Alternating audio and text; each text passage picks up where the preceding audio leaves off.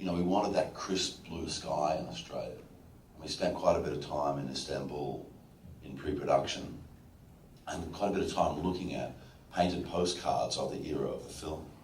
And what occurred to us was that, with the level of boat traffic and the fact that every building's got multiple chimneys and the fact that people on the streets were doing everything from cooking to blacksmithing to whatever, there's always these hazy layers of smoke. So we tried to differentiate the clarity of the Australian sky with what's going on in Istanbul.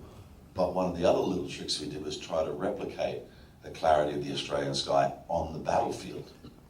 Because so many of the young soldiers who'd written diaries of their experience mentioned how being at Gallipoli reminded them of home. And one of those things was the colour of the water. There's all these tales about young men, where the battle's raging above them on the cliff tops, and they just went for a swim. Just jump in the water and feel closer to home or some comfort from the fact that they were swimming in the ocean while the bullets were going through the water around them. And I think that's actually shown in one of the scenes in Peter Weir's movie Gallipoli. The guy's doing exactly that. But standing on that battlefield of Gallipoli was a very emotional experience. And I set it up so I arrived there for the very first time by boat. So I went into Anzac Cove at the same way those young soldiers would have done back in 1915. And something that nobody's ever talks about is the sun rises directly into your face as you're coming in. So there's just no way in the world that any attack by water could have been done with any level of secrecy. So you start to learn those things and piece them together. But that place is an 8 square mile national park now, and is held that way by the Turkish government, which is an incredible thing, really, considering that we did try and invade them. That they've allowed that area to be sacred.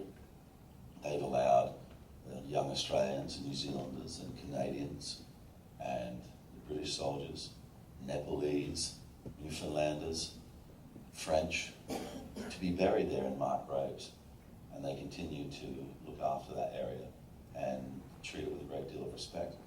And that little piece of information, that speaks very loudly about the honour of the Turkish people. There's also a lot of spirituality in the film, but not in a heavy-handed way. The early scenes where Joshua clearly has no use for the trappings of organized religion, but his wife did. And then when he makes... I think that's something that's come to him. I think that he was an avid churchgoer with his wife prior to the war. But you can see in his face when the priest is talking about the book of Job and how things happen for a reason. You're talking to a man who's still raw from the death of his 3 sons, and you cannot tell him that there is a reason that his children are not there anymore, any reason that he will accept. So I can understand where he's at. But you see when he walks into the Blue Mosque that he's still thoroughly available spiritually. He kind of just probably needs some healing time, or to go on that kind of journey that he's on to find his own peace. And, he asked that question, what are they selling? And she says, God. And then he's also the water diviner. There's something magical about what he does. And then, of course, when he, knows exactly where his 2 sons are, and then even the stuff with the tea leaves and the sugar and everything, there's a little magical kind of concept. Yeah, well, that's bringing a Turkish element into that part of the story. I mean, it's a real thing in Turkey. I don't know if there's any Turkish people in the audience. Yeah, cool, all right. So you know that reading the coffee cup is a kind of a deal, right? But this is incredible. The way the gypsies have sorted themselves out, an economy in Turkey, is hilarious, right? Because everybody says you should get your coffee grounds red.